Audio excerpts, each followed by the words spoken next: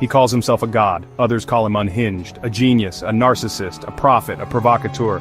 He's revolutionized music, fashion, culture, and controversy. But behind the headlines, behind the sound bites, there's a more complicated story, one that straddles the thin line between brilliance and breakdown. Tonight we go beyond the headlines to explore the psychological puzzle of Kanye West. What happens when unprocessed trauma, towering ambition, and unchecked fame collide? Is Kanye West the product of genius, or the casualty of chaos? Kanye Omari West didn't just rise to fame, he willed himself into it. In an industry that often kept producers behind the scenes, Kanye forced his way to the front. When record labels refused to see him as a rapper, he doubled down. When he finally released The College Dropout in 2004, it was more than an album. It was a manifesto.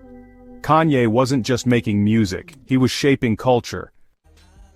But even in his earliest work, the psychological undercurrents were visible. A desperate need to be seen, a relentless desire for validation, and a fragile ego wrapped in brilliance. His confidence wasn't just swagger, it was armor. Behind that bravado was someone deeply afraid of invisibility, a fear that would shape his entire persona. In 2007, Kanye's mother, Donda West, died suddenly from complications after cosmetic surgery. She wasn't just his mother, she was his mentor, his manager, his anchor.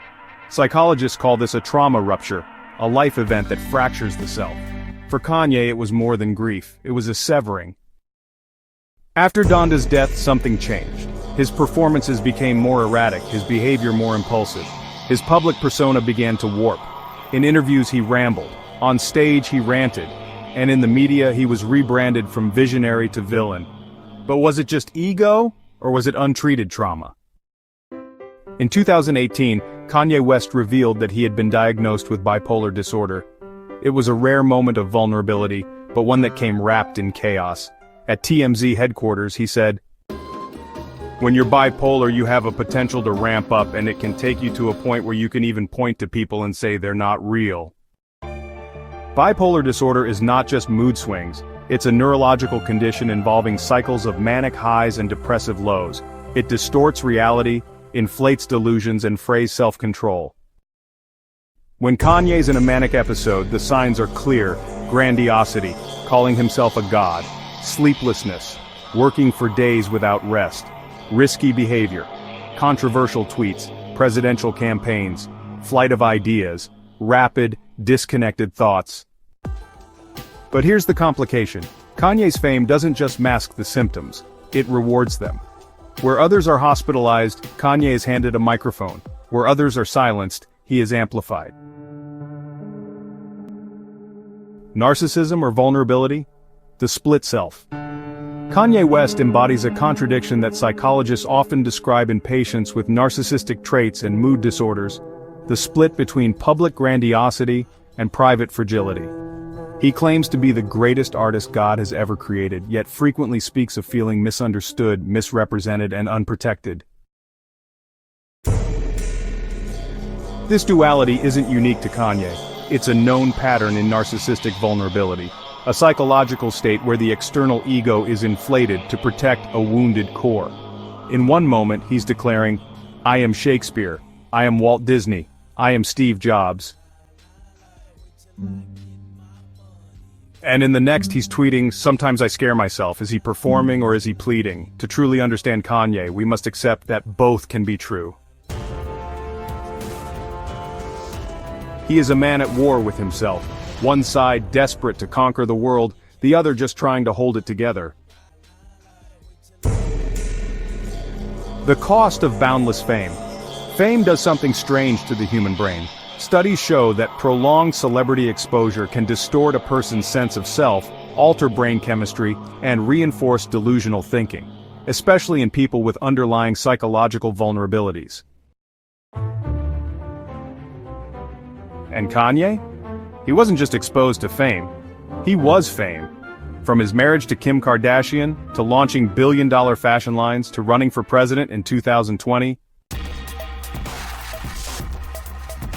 to feuding with Taylor Swift, Drake, Adidas, and the entire music industry, his life became a public performance, and every reaction only fed the loop.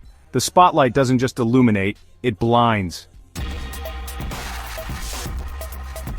And when someone with bipolar disorder is fed constant attention, mania can masquerade as momentum.